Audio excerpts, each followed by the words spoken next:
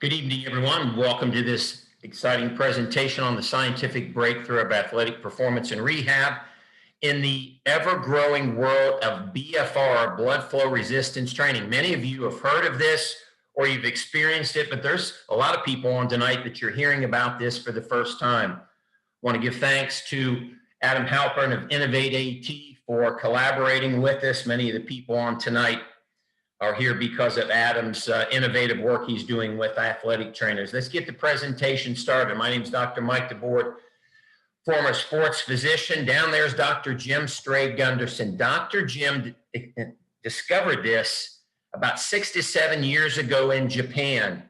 And then he brought BFR to the United States and developed the B3 bands we're going to talk about tonight. This discovery, though, occurred 50 years ago in Japan by a doctor by the name of Dr. Sato, and it took him about 40 years to perfect it. Today, over 500,000 people in Japan are using this for everything from athletics to performance to cardiac rehab to general exercise. It's already been proven in our USA Olympic athletes, and now we've got close to 8,000 people using B3 bands, and we're talking about recreational, elite, amateur athletes at all levels, including professionals. We have celebrities using the bands, pro and USA teams. You're going to hear tonight from one of the head ATCs from an NFL team. You're going to hear from an elite level athlete who's one of the strongest men in the world, holds world records and Guinness Book records. What are the bands doing? Well, we all know what high intensity training is. High intensity training is that training that you do that creates a burn. And it's very simple. If you're feeling the burn in exercise when you're lifting or running or sprinting or jumping or doing special training, that burn is your signal that you're fatiguing your muscles deep enough to start tapping into growth hormone and then to change. And they call that the lactate threshold. Just know this. If you can feel that burn for a minimum of 10 minutes, you're going to get the greatest secretion of growth hormone. This is what this would look like on a study if we were to measure your biceps muscle. And that 30% means that's where most people can get down to when they're exercising. So you're curling with a medium or heavy weight, and when you fatigue or you tap out, you're hitting about 30 to 35% oxygen, and you feel it. When you can do this, and many people can't even get that low, you get a small release of growth hormone, and then you get adaptive changes. Most athletes, amateur, recreational, the people on this call, this is what you're experiencing if you are pushing your body to what you feel the limit is. When we get into rehab, as Rick Burkholder is going to explain tonight, rehab athletes can't push deep enough due to their injury or their surgery repair to even get a release of growth hormone. So why is this such a breakthrough? Why do I call it a biohack? Very simply, when you put the bands on your arms and legs, the first thing it does is slows down oxygen into your muscles. And when it does that, you now have less oxygen for you to continue to exercise. I like to use the example of Forrest Gump went out for a run, and he ran for 3 months. Why is that? Because his rate of oxygen usage is not exceeding how much oxygen he has available. And this is what most people experience. But now with the bands on and doing light exercise, so athletes can now reduce weight, reduce load. With this lighter exercise, now your muscles very quickly start to run out of oxygen because the band's on, and you feel the burn of a lot of people referring to lactic acid. But here's the profound thing. Because you're doing less weight or load, you're starting out in what we call slow twitch muscle fibers, but then once these muscle fibers exhaust, meaning they run out of oxygen, which is almost impossible, but now because the bands are on, your fast twitch muscle fibers start engaging. And what's it normally take to fire your fast twitch muscle fibers? Heavy weights, explosion type training, running sprints. But then you get a deeper fatigue. And this is what's profound in the athletic world.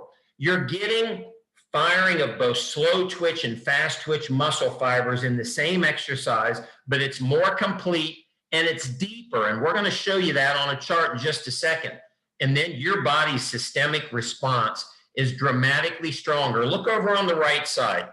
This is the same men putting the bands on and cutting the weight in half. So instead of doing 3 sets of 8, they're doing 3 sets of 30, a light weight. But very quickly, they're able to drop their oxygen levels down to 20%, 10%, 15%.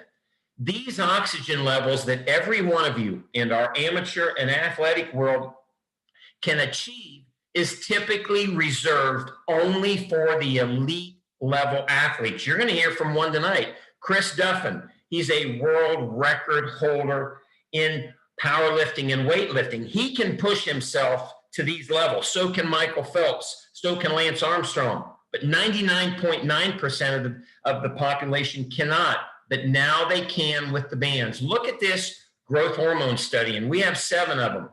These same men, a 25 times increase in growth hormone. Now, let me put this in perspective for you. Sedentary and recreational athletes, which is the majority of us, this is going to be a huge change in growth hormone. I'm talking about growth hormone releases you're going to experience every time you put the bands on that you've probably never experienced in your entire life. Rehab athletes, if you're in the rehab world or you've got an injury, as you're rehabbing, you're not experiencing any growth hormone. You can't push deep enough due to the injury, but now you can with the bands. Amateur athletes, big change in growth hormone. And elite and pro athletes like Chris is going to talk about, you're able to maintain growth hormone surge, maybe get more, but with dramatically less load on your body. We're going to come back to this talk about nitric oxide, and I'm going to talk to you very quickly about 2 things before we bring on Chris Duffin. I call it the imperfect athlete. If you're an athlete, you're one of these 2 people on this chart. You're either fast twitch, meaning you're doing heavy weightlifting or sprinting type explosion work, or you're slow twitch. You're a runner or a biker or a swimmer. And the average athlete is overdeveloped in one of these fiber types, meaning the average athlete cannot fully develop both fiber types because they're focusing on their sport. And what I share with you there, the average athlete cannot stimulate both motor units in the same exercise, meaning a weightlifter like Chris can't fatigue his slow twitch muscle fibers. And a runner like Paul, who's going to come on here at the end, cannot fatigue his fast twitch muscle fibers. They'd have to cross train. This is what's profound. I call it the perfect athlete. When you put the bands on, you yourself or who you're sharing it with, you're going to be able to build what I call the perfect athlete. Here's why. Let's start out either running or lifting light weights. Because it's light or it's an aerobic activity, you're going to start out engaging slow twitch muscle fibers. Now, if you're a weightlifter or a power athlete, this is different for you because you're lifting a lighter weight and your slow twitch muscles are engaging. But now, remember what I talked about earlier with Forrest Gump running for 3 months. You have less oxygen available when you're running or when you're lifting light weights or swimming or mowing the yard or going for a walk. Because there's less available oxygen, you're going to fatigue your slow twitch muscle fibers to exhaustion. This is profound. Let's go back to Forrest Gump. He ran for 3 months and could not completely fatigue out his slow twitch muscle fibers. Why? Because there's that fresh supply of oxygen coming in with new blood. But when you put the bands on and you limit oxygen, you fatigue out the slow twitch muscle fibers. And next, this is what's profound. Number 2, it's called crossover recruitment.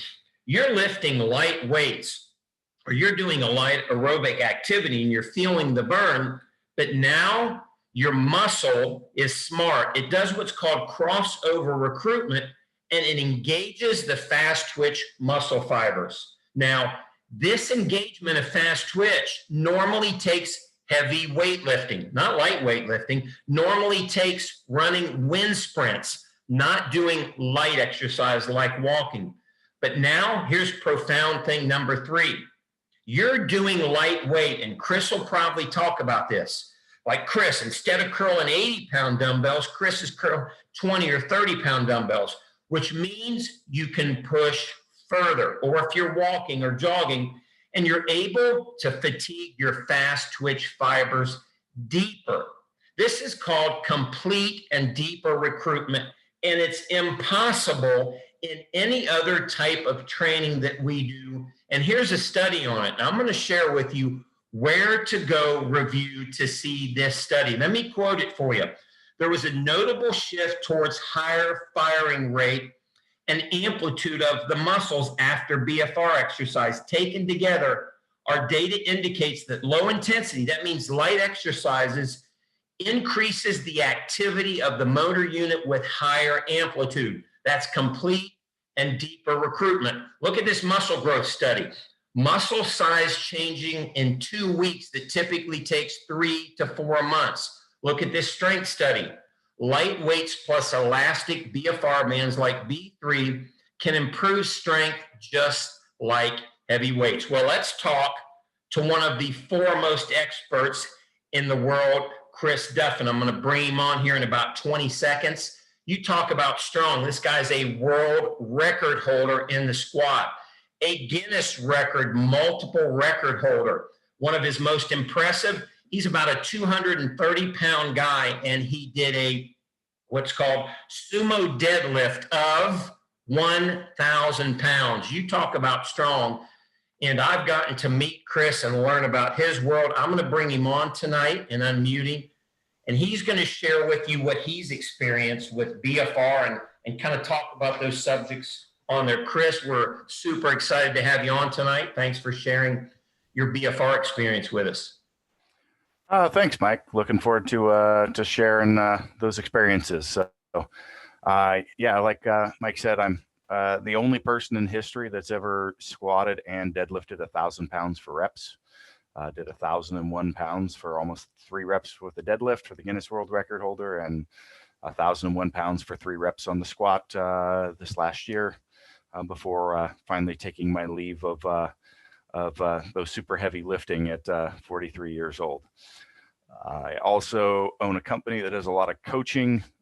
One of the companies that I own does a lot of coaching within the strength training world.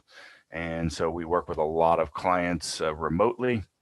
And so the B3 bands work absolutely fabulous over, a clinical type band where it requires a lot of education and tools on managing it to ensure the safety of the product, where we can get those results with the B3 band. So I've been using blood flow restriction for quite some time myself, but never felt good about bringing a product out that we could sell and put our name behind because of those potential negative circumstances. And the B3 bands basically eliminate that, and I have the confidence of being able to get those in the market in people's hands and have them start seeing the benefit. So I'm going to talk about some of the protocols that I've used, and some of those are quite a bit different than maybe some people have experience with.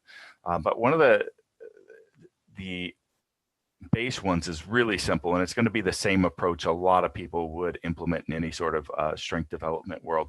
And that has to do with managing a lot of the axial loads on the body. So our axial load is a force that's going basically top to bottom through the spine. So squatting and deadlifting heavy, it could be a lot of other movements. And so there's only so much that you can really tolerate before we start, having a breakdown. Also, axial loads significantly have a very significant impact on recovery over other type of loading. But there's all of the heavy loading is going to take its toll on some of the non-recuperative items in the body, joints and ligaments and things of that nature. So it's really be able to manage training at those high levels and reduce some of those negative stressors. So, in addition to doing a heavy strength-based workout, there will be another workout later in the week where we can increase the volume get the effects, the positive effects of being in the gym, getting the growth hormone release, getting the blood flow, which is going to stimulate recovery as a whole and have a greater impact on those macro cycles and training.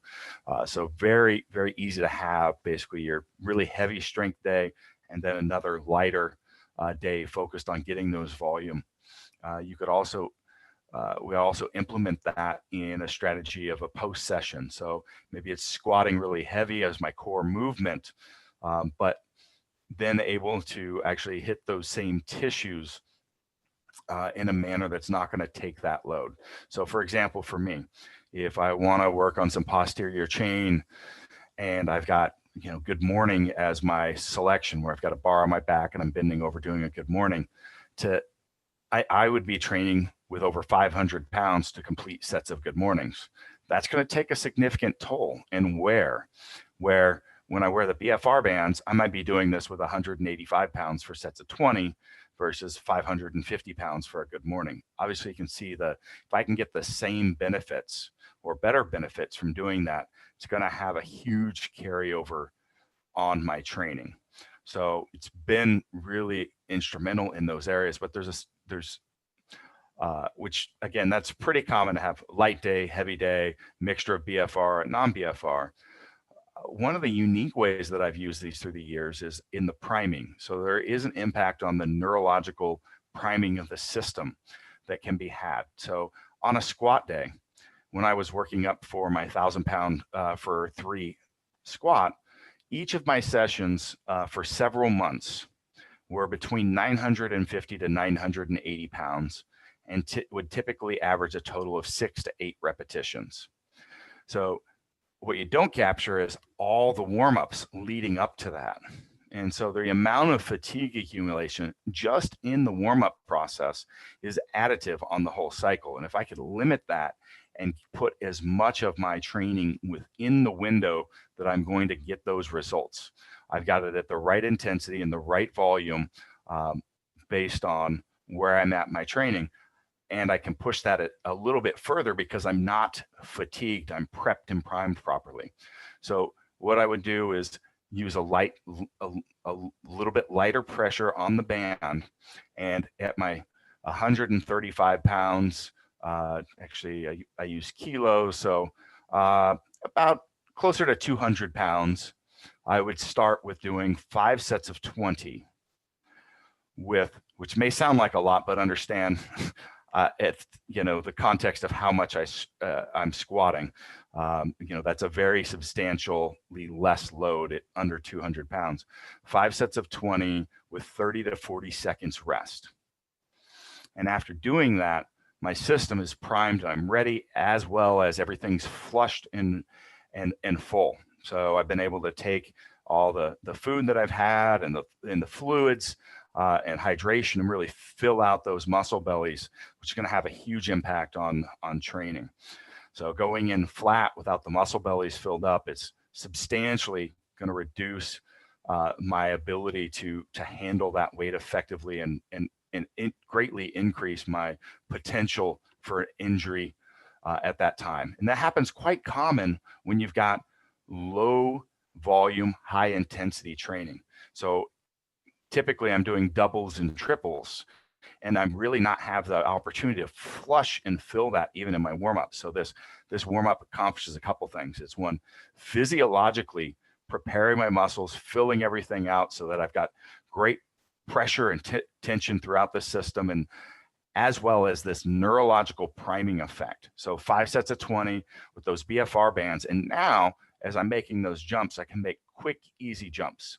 So I might jump straight from there to around 350 pounds for a couple reps, 500 pounds for a couple reps, 700 pounds for a couple reps, 850 pounds for a couple reps, low 900 for a single, and then right into my workout, versus sitting there and making jumps at 225, 300, 350, 405, all the way up, which would be an incredibly fatiguing and taxing workout. And it would actually reduce the amount of weight or volume, intensity, that I would be able to handle, which And again, if I'm not training in those numbers that I need to, it's going to affect the overall training cycle that I'm on and the overall goals. If, the target is a load of 950, 955 pounds for 8 repetitions that workout.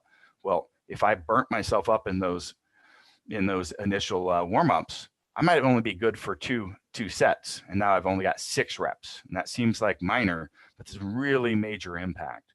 Or I might have only been able to accomplish it at 940 pounds. And I know exactly the impact that this has because I monitor every set with a velocity device, and I know based on my training the exact velocity of percentage that I should be hitting. And so if I'm overly fatigued, I have to reduce the weight to be able to accomplish that, or not be able to finish my last set. So those would really play a role. So this is something that people don't think about as much, as actually using this as a preparatory tool for strength and athletic development to minimize the actual load and input on the system and get those physiological and neurological benefits. And it could be pre-game, could be pre-meet, any of these aspects, it works.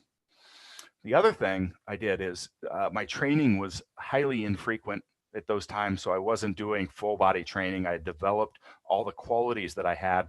So this was 4 years of preparation, and the final training was over 11 months leading into this. It was very specific, planned out leading into this event, working a periodized plan of movements to establish the qualities that I wanted leading into this last cycle.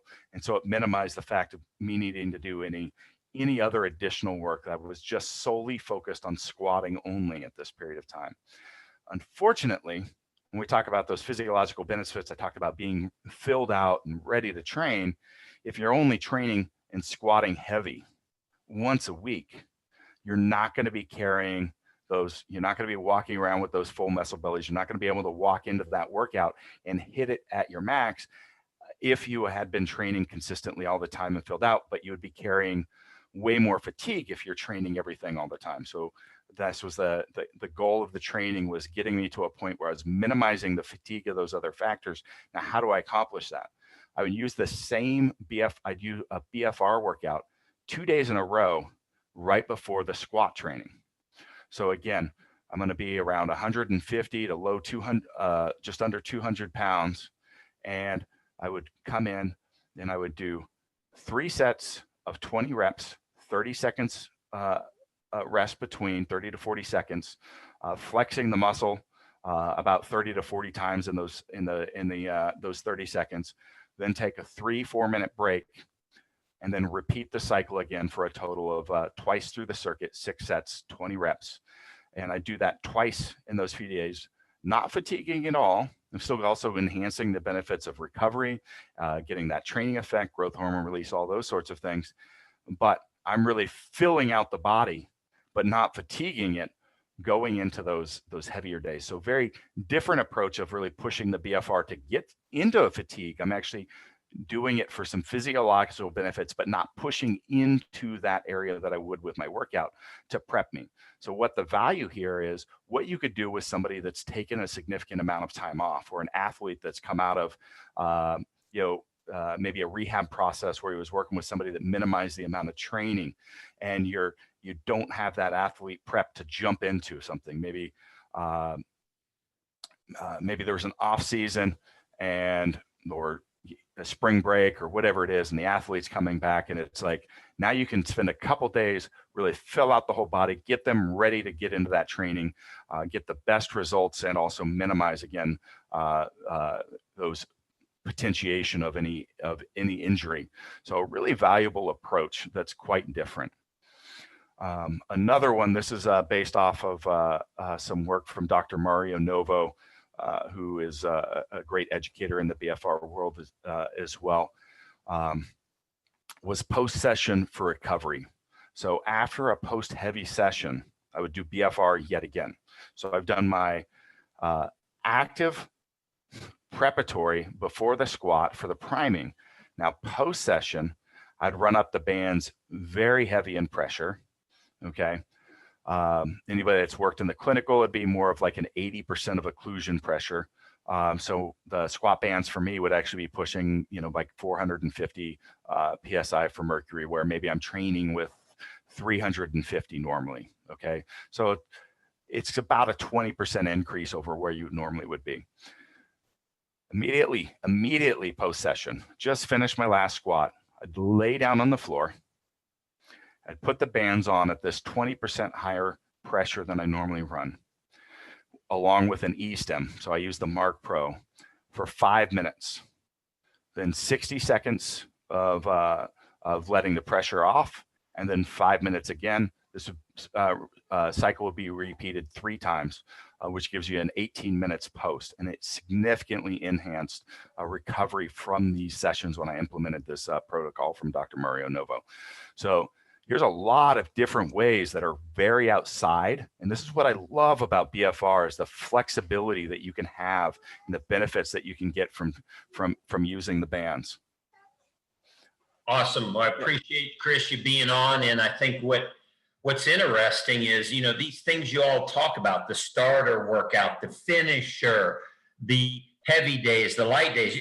This can be a mom that's just getting off the couch can implement this, and this is elite level athletes. So all these all these wonderful protocols that you've developed and proven apply across the board. We certainly appreciate you being on. Thanks, Chris.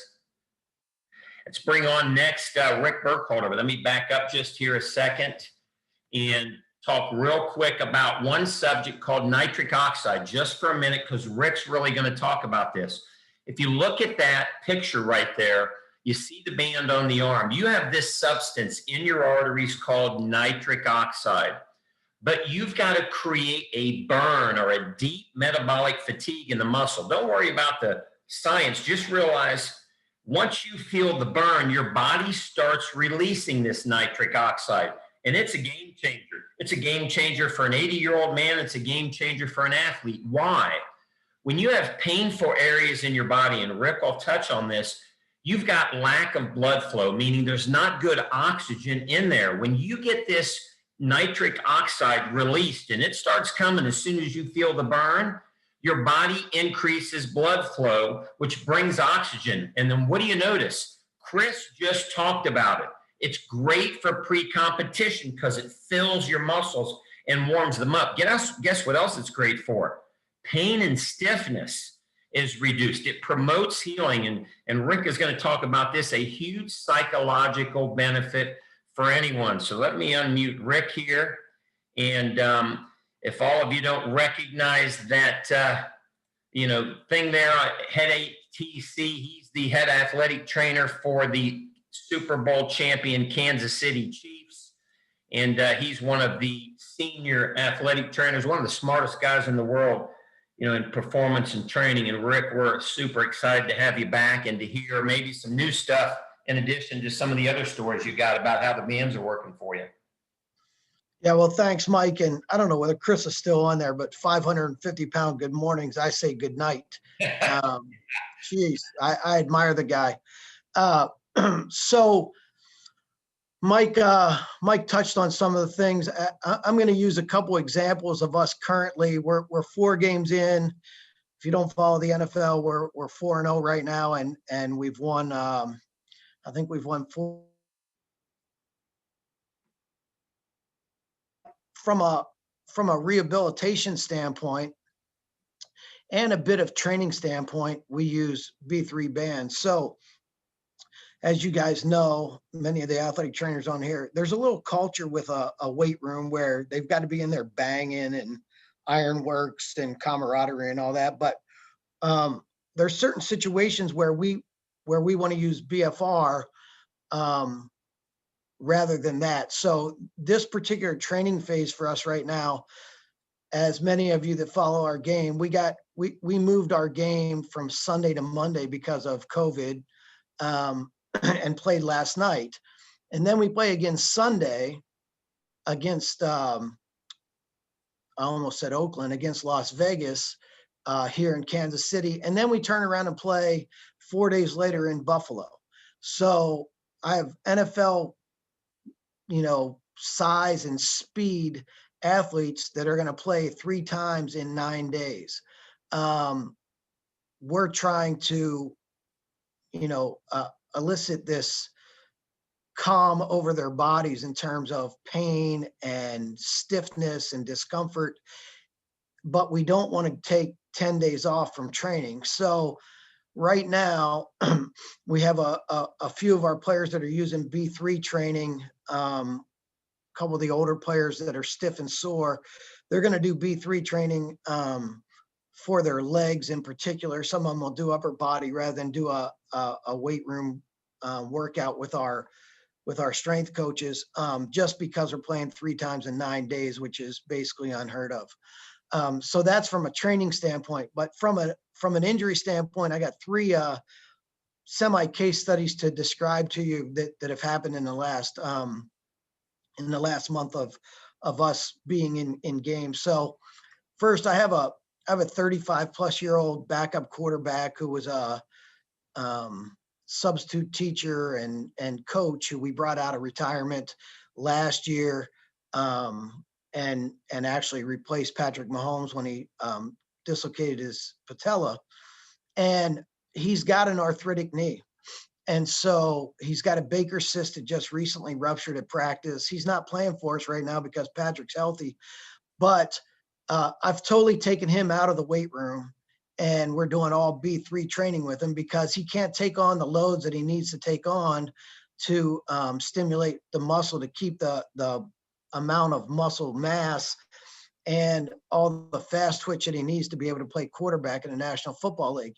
So he's replaced his entire lower body training with B3 bands. What he's noticed about it, because he hadn't been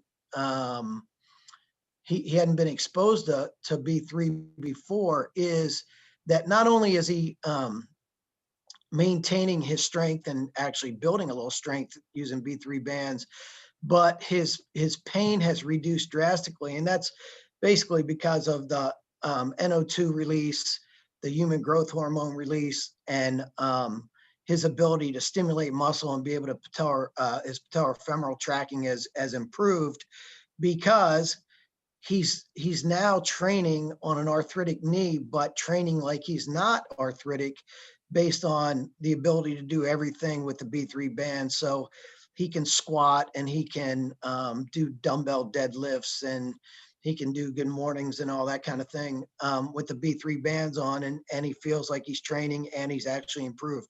So that's my first case. And a 35-year-old NFL player's knee occasionally, and in this case is like a 70-year-old knee. So if you're on this call and you're looking at it because you're older like myself, this is a great way to train. And basically I've got to do that training with a guy who's got a very arthritic knee and will eventually need a knee replacement. Another case that I have a defensive lineman who's a nose tackle. So he takes on 2 and 3 300-pounders at a time. He dislocated his posterior dislocated elbow in the opener against Houston. Severe soft tissue damage in terms of ripped his extensors off the bone, has severe ligament damage, but does not need surgery. So here's a young player who is devastated because he's hurt in the first game. He obviously at the time of injury thinks he's going to need to be surgically repaired, and he wasn't. But all his boys that he's trained with and all the guys that he went through camp with, they're all playing football right now and at a high level. 2 Monday night games in a row, a national game out on the West Coast, and he's in the athletic training room with us.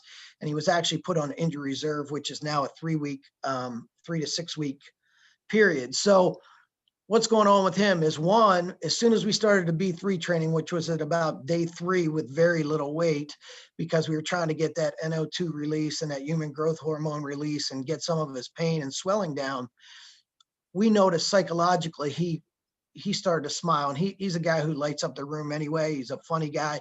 In fact, today we're about 3 weeks in with him. I had to close my door because I was on a phone call and he was in the athletic training room holding court. And I told him, I said, you and your buddy Chris Jones sound like two old ladies at a card table. You just are talking over each other. But I bring that up because psychologically this guy changed because he was able to lift weights and feel better when he thought he couldn't. So the moral of the story with him, and we're doing wrist extension, wrist flexion, pronation, supination, bicep and tricep with him, and then we're also doing some shoulder work with him because he's a big man who we didn't want to lose any muscle mass, and he was terribly effused from all the ligament damage and muscle damage that he had.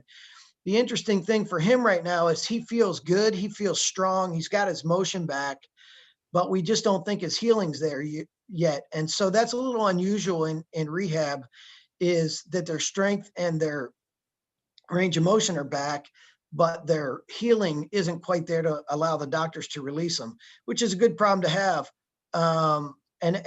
And I attribute that all to his ability to be able to work with blood flow restriction therapy and in particular the B3 bands to get him to the point where he's at. So now he's chomping at the bit to play. We have him braced up to make up for the ligament damage, and he's doing some crazy things with the B3s on. So he's doing Bosu ball push-ups and ball catches and all kinds of stuff with the bands on, and it's just part of his training now, and we're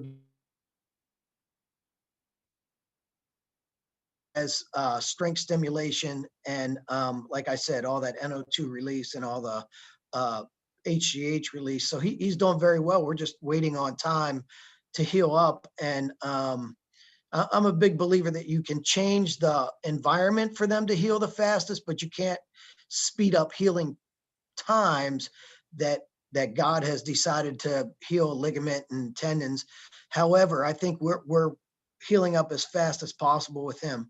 The other cases, I had a defensive back who's a rookie, doesn't know us very well because we just got him, and through the pandemic, we didn't have him in the off season, but he ended up starting for us in the opener, played very well, had an interception in the first game and the second game. And then in the third game on Monday Night Football against the Ravens, he came close to picking off a pass and dove and actually fractured his clavicle. So he has a plate and probably 8 to 10 screws in his clavicle. And, we need the bone to heal. But in the meantime, we've put him on B3 bands to get his strength. And lo and behold, his range of motion has improved. And we've maintained some of his muscle mass. His spirit is much better because he's actually able to train. He's out of the sling already because he doesn't need it. His elbow did get stiff being in the sling, and as soon as we started the B3 training with him, that stiffness in his elbow went away, which you'd think it's all based on movement. It's not. It's a lot of the physiological effects that you get with the ischemia. And he feels better than he thought he would feel. Today was the first day since last Monday when he got hurt and had the surgery Tuesday. So he's 7 days post-op right now. Today was the first day he saw the doctor who performed the surgery, and he was amazed because he could bring his hands overhead. He could do a lot of lateral movement with his deltoid firing. Had really good internal and external rotation for 7 days out.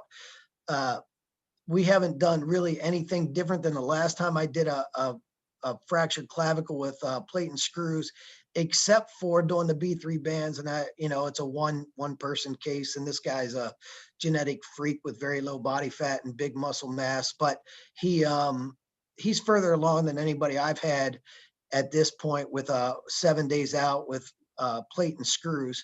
So it's a big part of our training right now. Dr. Mike and I met back in March, and we talked about the things that we could do in rehab.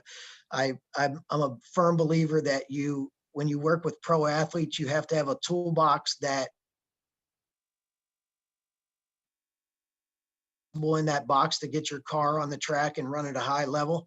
B3 bands is a huge, and I mean a huge tool that we have in our toolbox, and we use it every day here in our athletic training room with the world champs. So I thank Dr. Mike for having me. If you guys are privy enough to see my my screen. I know Doc's got the screen on there. I'll try to get that into the picture. It's kind of tough. There it is. But we just got our rings back in September, so that's the world champion ring, and we're trying to get another one right now. We're 4-0, and we have a really tough schedule, but we're fairly healthy, and we're trying to avoid that monster known as COVID. So I appreciate all of you. I appreciate Dr. Mike, and go Chiefs. Thanks, Rick. Appreciate you being on. Awesome stories.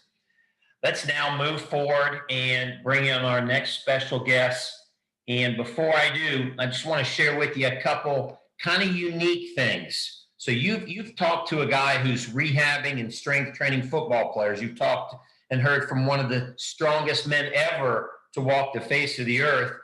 Look at this. This is a 3-time Taekwondo national champion.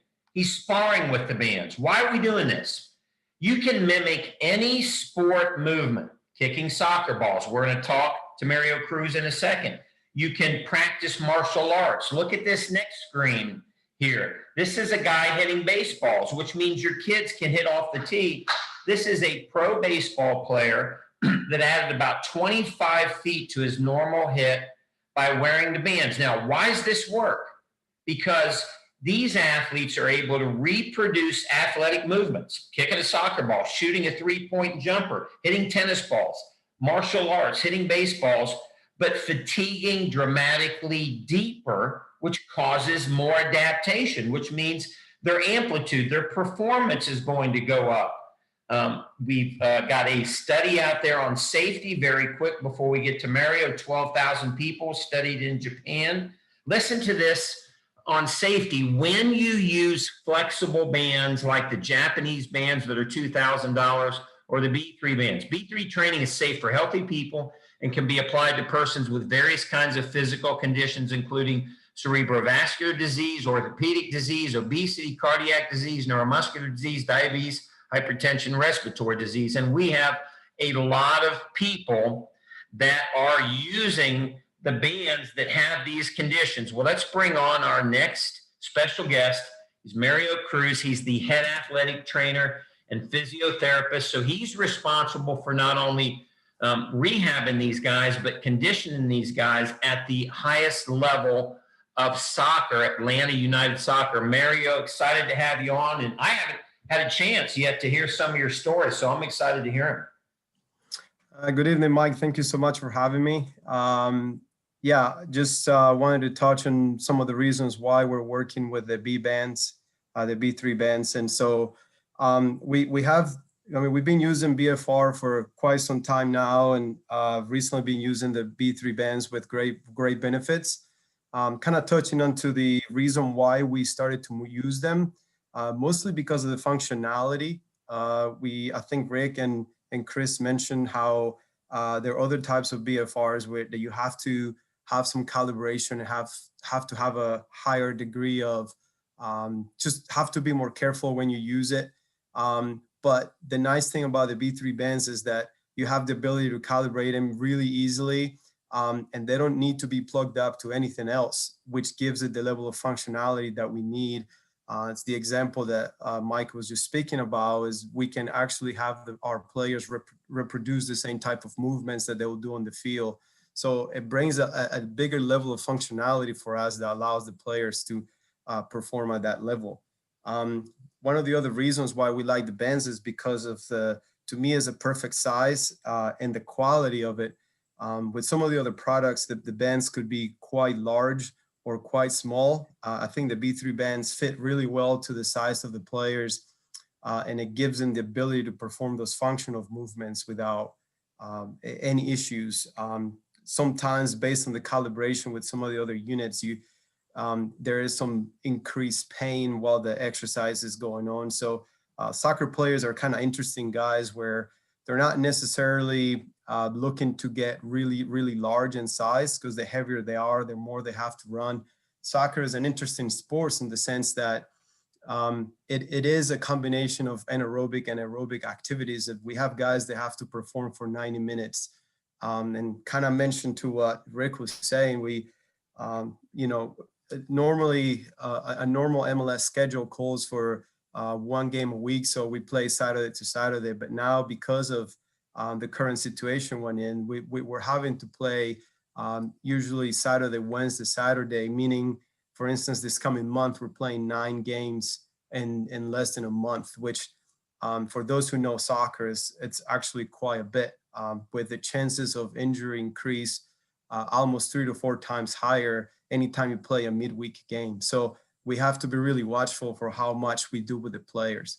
So that being said, how we use our bands, I mean, we kind of started using just a little bit of everything. We obviously, as Chris was saying, and Rick was saying, is coming back from a significant injury such as an ACL, where you have to increase, muscle mass, but also when guys are just dealing with acute injury. So in the strengthening world, we see the importance of increasing that human growth hormone. But it's nice to be able to get these players, once again, soccer players are not really big into doing heavy lifting, to be able to get the benefit of the metabolic response that you get with BFR, meaning you have to, you get the ability to get those guys to work less and less intensity, but then still get the response that you want. And so it's a very traditional way to use strengthening with the guys. But another thing that I find it really helpful is when we do what I call modified strength or modified rehab. Once again, these are guys who, as Rick was saying, perhaps their joints are more wore out, they have some arthritic changes, and they don't normally do well with traditionally heavy lifting. Therefore, the use of the B3 bands allows us to still get into those responses that they need, but they work the joints a lot less. And therefore, there's less shearing forces and less axial forces, which then they get the benefit of being able to continue to compete without the added stress of the activity.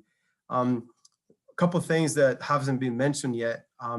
In our sport, we tend to see a lot of kind of overuse type issues such as Achilles tendonitis or tendinosis, as well as patellofemoral pain syndrome.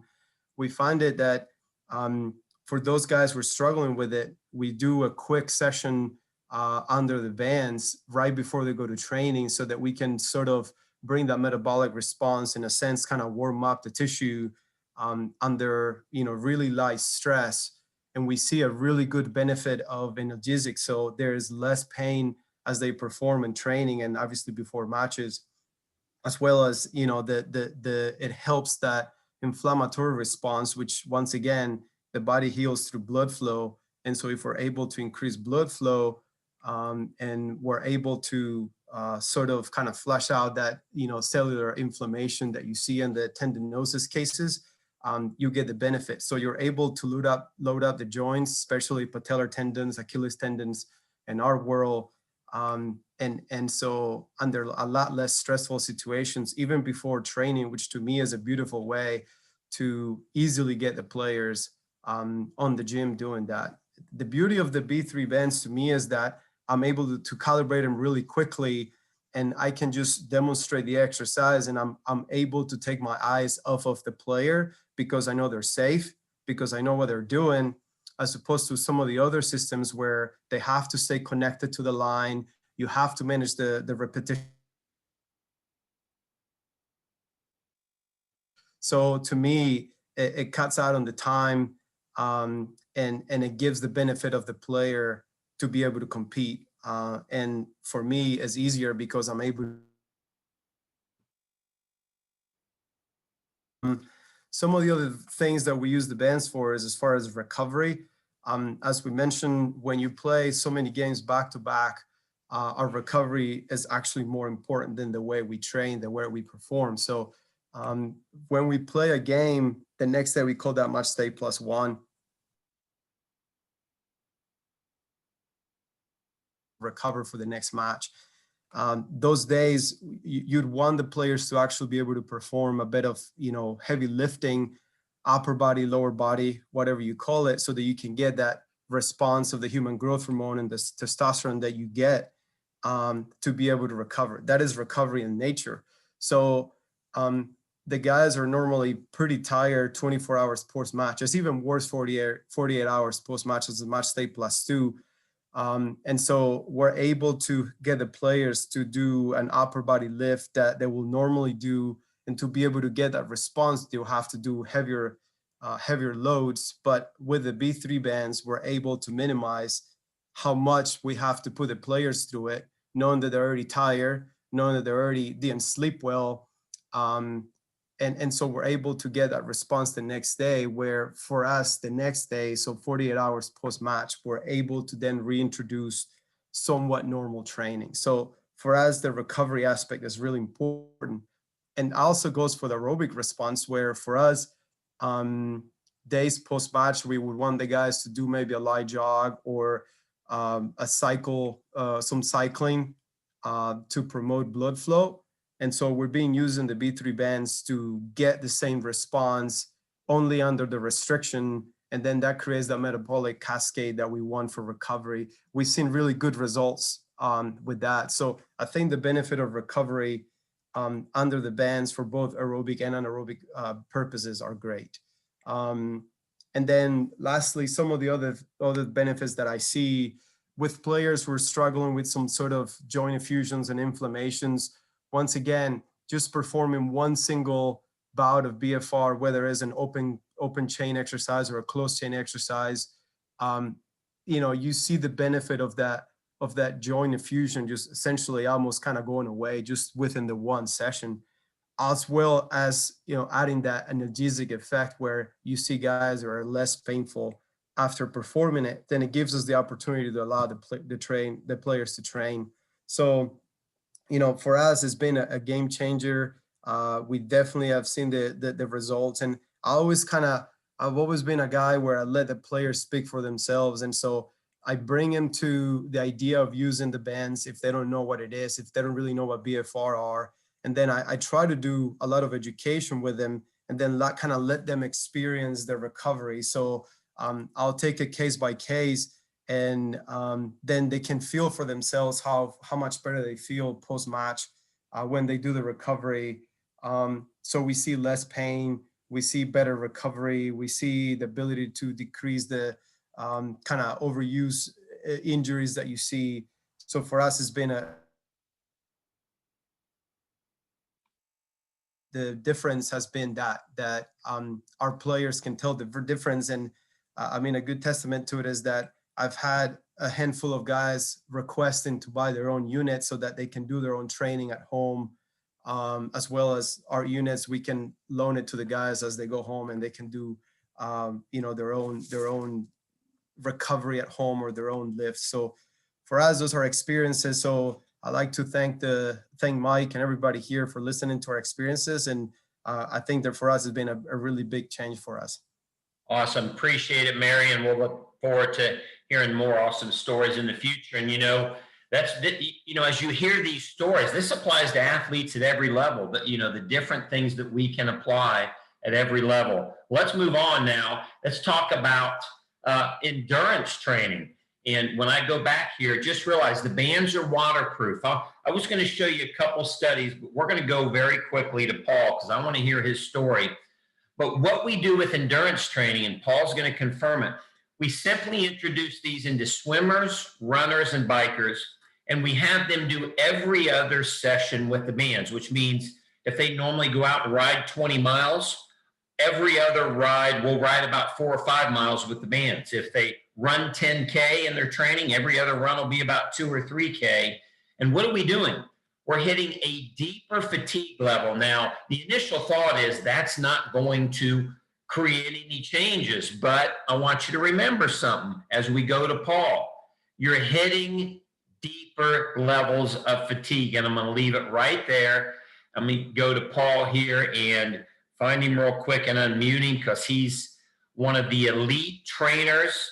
He's in the Midwest. He trains endurance type athletes, and he's going to share with you not only what he's seen, but what he's seeing on some of his athletes. So Paul, excited to have you on here and for you to share with the endurance world, which is kind of different than the other worlds we've heard tonight, what the bands are doing. Yeah, thank you, Mike. Thanks to everybody else that has spoken already. part of what I want to say is ditto to everything they've said. I've seen those same things happen. Part of my business, I do some rehab, I do some coaching, I do some training with some youth and some individuals who can't do traditional training with exercise because of age or injury, that kind of stuff. And everything that you've heard so far tonight, I've seen that exact same thing happen. Talking about the endurance side, I have a bunch of crazies, and I think I might be king of the crazies. And the crazies are the guys and girls who want to go out and run for an hour and a half, 2 hours, 3 hours, and think that's a good warm up. A lot of these individuals have been running for a long time. They've been cycling a long time. They want to do long distance triathlons, and their bodies are thankfully holding up, but some of them are not holding up well. I've got one individual who's had chronic Achilles stuff off and on. He happens to be 65, and he's complaining about some Achilles tendon stuff. I've been with him a couple of years. The first couple of times of going through this, it took us a while to get through the injury piece, the pain piece, building him back, getting this conditioning back and so forth. He's just gotten over it recently, and it took us all of about 6 weeks to get through that process. That would normally take us much longer than that. And when I'm saying getting back, I'm not talking about he's now pain-free. I'm talking about getting back to running the distances and the paces that he would like to do. Where 6 weeks ago, he was having trouble getting out of bed and taking those first few steps to go to the bathroom and so forth. As I want to bring these in, one of the things I've done on myself, or that I really want to test it before I bring it to my clients and the athletes that I coach and train, is what does it feel like for me? And so when I go out and do my runs, that takes me about 2 miles before I'm really warmed up. And then about that place, I'm like, oh, it feels great. And if I don't do a 6 to 10 mile run, I feel like I haven't really done a whole lot. And so the first time I got the bands, we're talking to Mike, and he's like, Paul, you really won't want to do much more than, maybe 2 miles. And I'm nodding my head and I'm smiling. I'm like, oh, okay. Thinking, of course, I'm gonna put these on and I'm gonna go, get at least 3 miles in. So I put them on the first time and I take off. And I get the first half mile in, and I'm like, oh, okay, I feel that working. I'm warmed up now. And my warm up, what I'm talking about, is how my body feels, where I would normally feel at 2.5, maybe 3 miles. I'm feeling that in the first half mile of, okay, now I'm ready. I got to the mile and I was like, oh, okay, that's good. I'm looking down, I'm normal pacing, normal heart rate. I'm like, we're gonna be okay. And I had planned to go 3 miles, like I'd said earlier, and we get to about 1.5 miles, and I'm like, oh, okay, well, let's work on getting back. And so we turned around, and that turned into about a 2.25 mile run, and my legs were done. It's all I really wanted. My heart rate was about where it would normally be if I was doing a 6, 7 mile run in that place. Take the bands off, and it was one of those eye-opening things of like, I can't believe I just had that workout in that short amount of time. And my brain just started going, okay, if I can get that same workout and I have to do all the pounding, how much time am I saving? What am I doing in the body? That kind of sort of thing. And I'm like, okay, well, let's see how this progresses. This has been a couple of months of doing that piece of it. I'm now running, and like I said, I've been running a lot of years, and maybe this is, maybe it's mental because maybe I'm king of the crazies, but I'm running anywhere from 45 to a minute faster per mile for everything that we've been doing under about 10 miles right now, which is nothing's changed in my training, nothing's changed in my strength training, nothing's changed in my diet. The only thing I've done differently is use these bands. And so with an N of 1, and I can tell you for me, that's what's happened. So I've started incorporating that with some of my clients and so forth, some of them that are the more user-friendly ones, if you will. Some of them would be more open to those things, and they're starting to see those same sort of gains. Another example, I went on the bike, and I've been cycling for a while, and I know what my wattage is, my power output, and what my heart rate's supposed to be, kind of know my pacing. So we get on the trainer, we're doing some of this workout, and I decided, okay, we're going to try the bands on this workout. And normally if we're doing an hour, hour and a half of cycling training, that's 20 minutes, it's not going to be enough. So I've done this after the run, but I still don't really get it yet. I still don't really understand it's only going to be this short amount of time. Put the bands on, start doing the workout, and I'm usually using about a 10 to 15 minute workout, warm up in this workout. that warm up was about enough to get me where my legs felt like I was at the end of my normal workout. By 20 minutes, and I'm gonna say 20 minutes because I want you to all think that I really made the 20 minutes. It was more like 15, but my legs started feeling, that fatigue place. And so really not understanding it, we have each week on the weekends, we have these rides that we kind of compare and race each other. And so there was some comparable pieces going on. Within 2 weeks, I'm putting out 25 more watts than what I've been putting out previously, which means my speed's going up, my heart rate at the same time. I'm not working harder. My body's performing better. My heart rate was actually 5 beats lower, and I'm putting out 25 watts higher. And that'll happen within the first 2 weeks. And I'm looking at this, if it really wasn't me doing it, where I can feel what's going on, I can see what's going on and have that history of knowing what my body normally feels like, I'm not sure I would truly believe it. But those things have progressed, and my speed has gone in the last 2 or 3 months from 19 to 21 mile an hour, where I'm anywhere right now between 21 and 24, depending on what the course is out on the road and what we're doing and so forth. So it's been a lot of fun adding these bands pieces. And I'm 53. I've got a lot of clients that are not 53 who enjoy trying to beat coach, and I enjoy not letting them do that. These B3 bands are helping me maintain some of those pieces. And it's been a lot of fun watching that happen.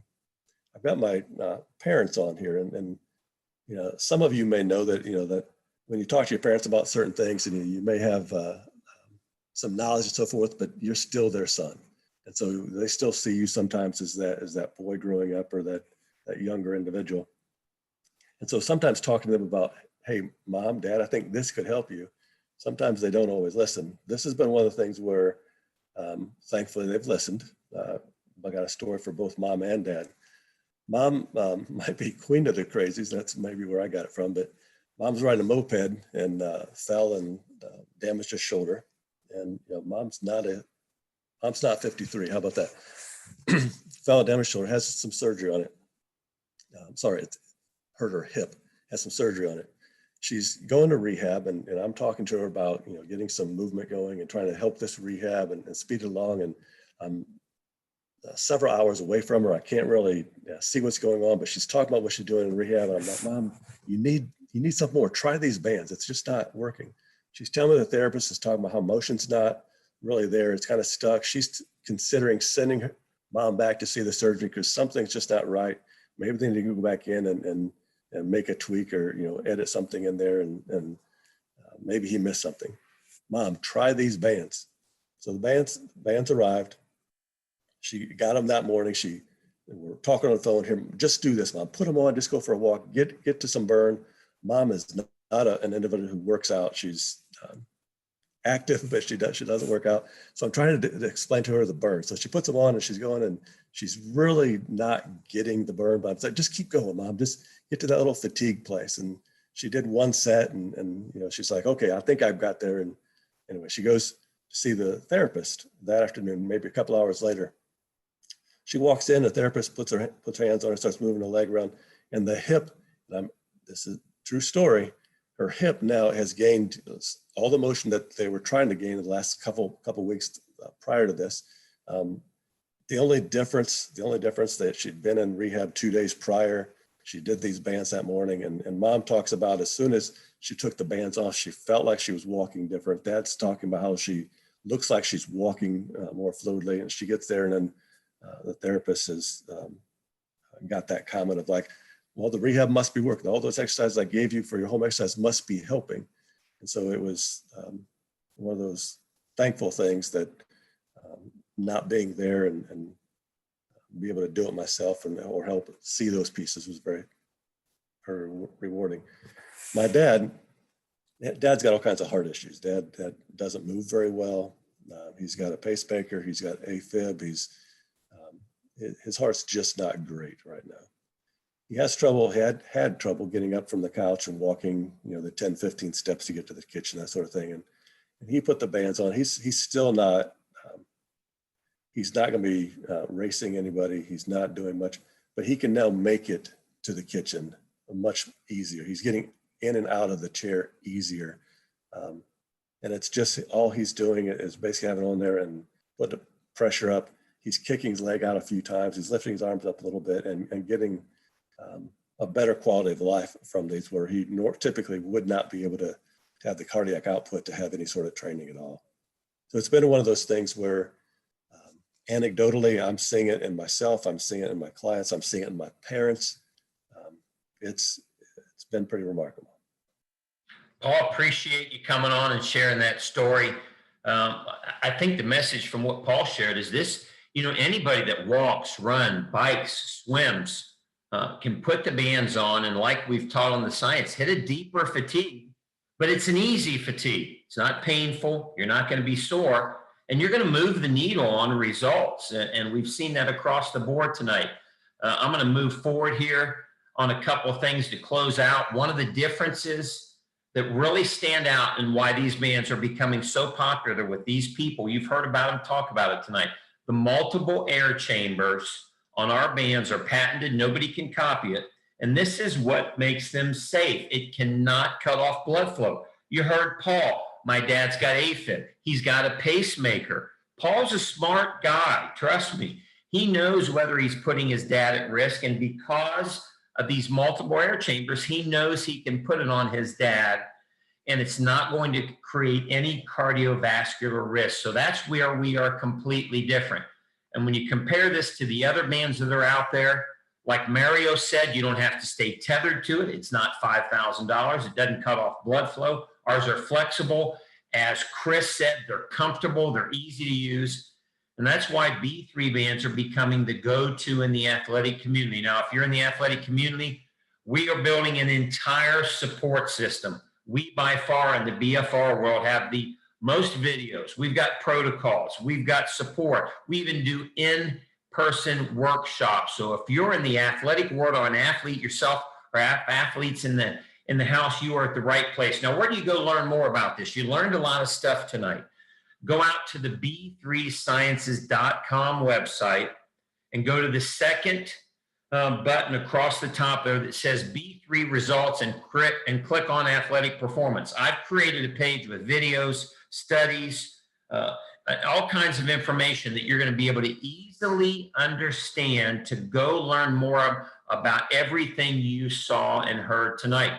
We have the only online certification program that will certify you in both rehab, exercise, and athletic performance. It's a 6-hour online course that I teach where we will certify you, and then we'll do a verbal examination. You will become the BFR expert in your area. And trust me, BFR is coming from every corner, everywhere in your community. And if you become the expert, that's going to make you extremely valuable. The next online course is October 24th. I'll give you the email address here in a second.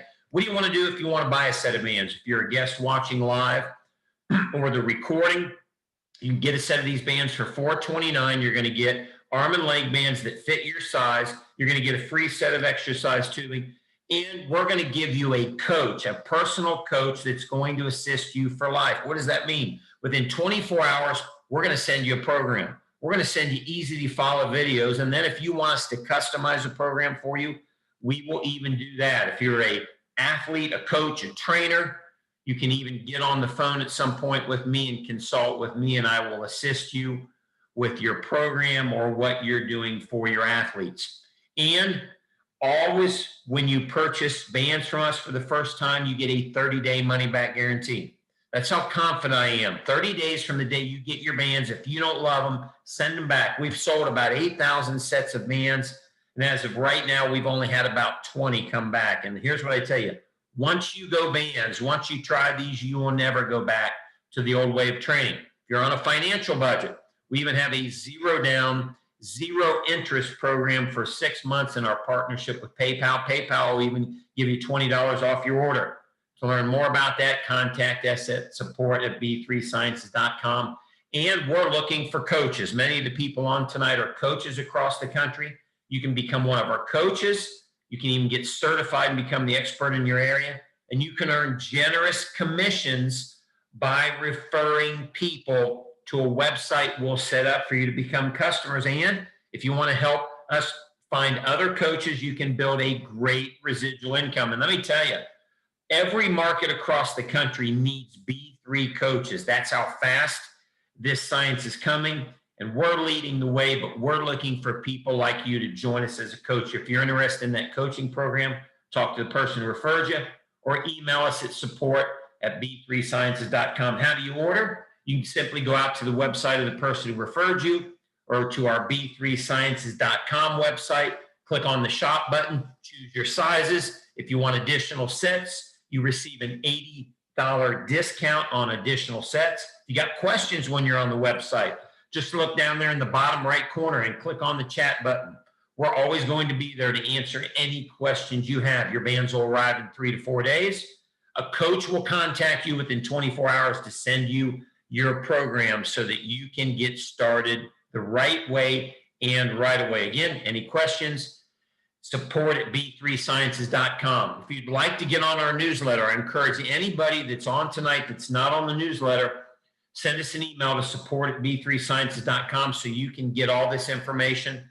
If you want to ask the coach a question, email coach@b3sciences.com. Want to answer, ask me a question or ask for my personal assistance, Dr. Mike at b3sciences.com. I want to thank everyone for attending this long presentation, but boy, it was worth it to hear from those 4 people who are at the top of the athletic world to share with us what's happening out there with B3 Sciences. And again, if you watch this live, the recording will be posted tomorrow if you want to watch more parts of it or share it with everyone.